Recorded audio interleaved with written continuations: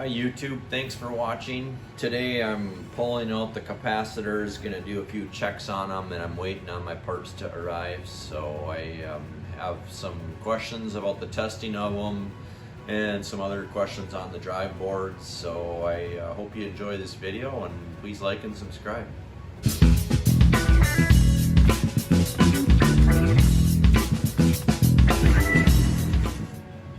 So here's one of the motor drives, and you can see that's the capacitor I'm going to replace. And if you look at it here, you can see a little bit of corrosion here. Let me see if I can get this to focus. Okay, yeah, right there. So this is one of the two that I'll be immediately replacing. So it's got a plus sign here, and then there's a plus on the board that you can see there.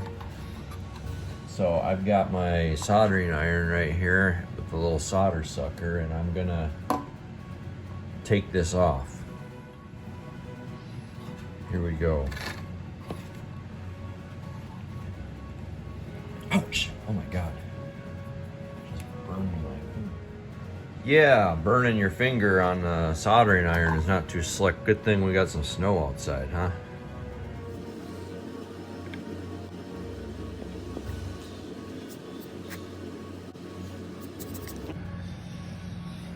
Alright, so the first attempt at getting this capacitor out isn't working. I got all the solder sucked out the back of this thing, but it's still stuck. So I'm gonna try this other one here. I got this big monster pencil. I wish I had a smaller one with a sharper tip, but I'm gonna try to get that off by heating it up right here. There we go. Got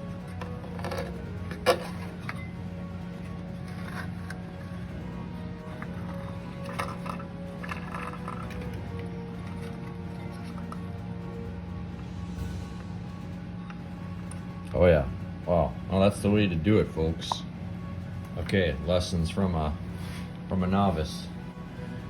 Now, I'm gonna label this old capacitor for the drive that it came off of, because if I'm gonna test these capacitors just for kicks and see what it says.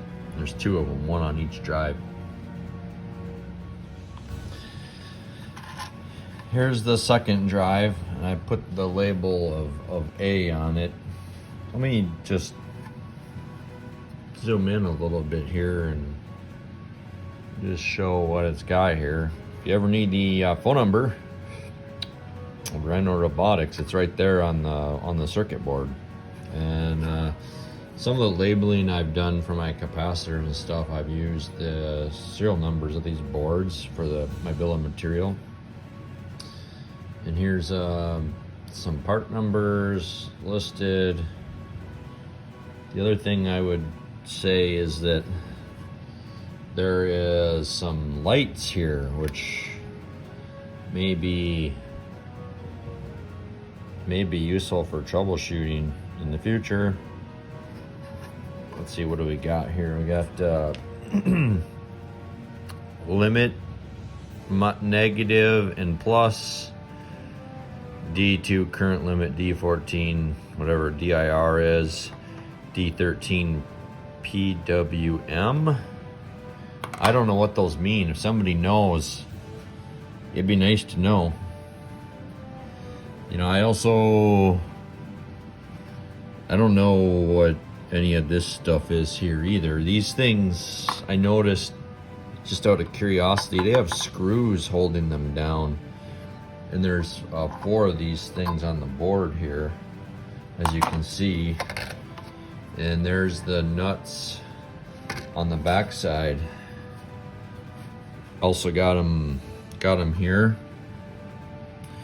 If anybody knows what these are, I'd just be kind of curious to know. Kind of zooming in there.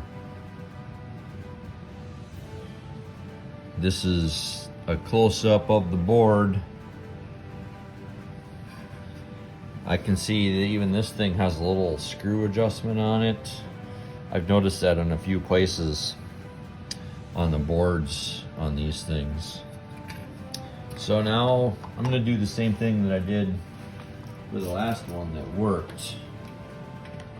And that is starting out by, probably should have grounded this thing as I was working on it, right? My wrist is grounded, and there's a ground on the board right there. Okay, now I'm gonna do some capacitor tests here. I don't have the microfarad tester, but I do have a multimeter and a small power supply.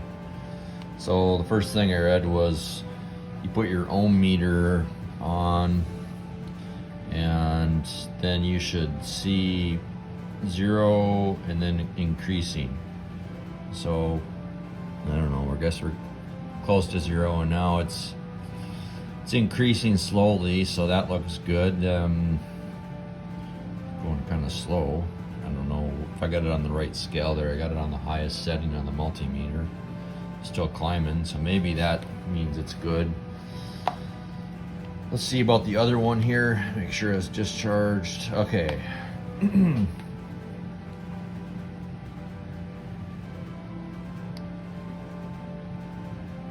Slowly climbing, about the same as the other one, I think. So maybe that's a pass. That might be a pass so far. So far, so good.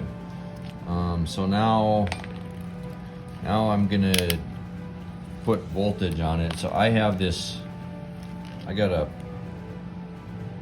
power supply right here, so for 12 volts. So as you can see, I got, or I guess it's 10 volts is what it's at right now.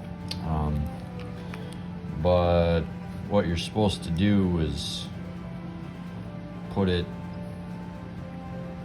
that voltage across the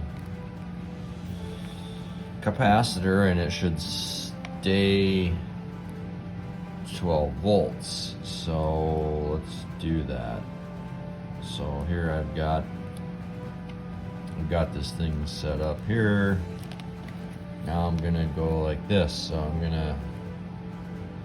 I'm touching that, I'm touching that. Voltage stays unchanged, so I guess that's a pass. Didn't change. Okay, let's see with this one.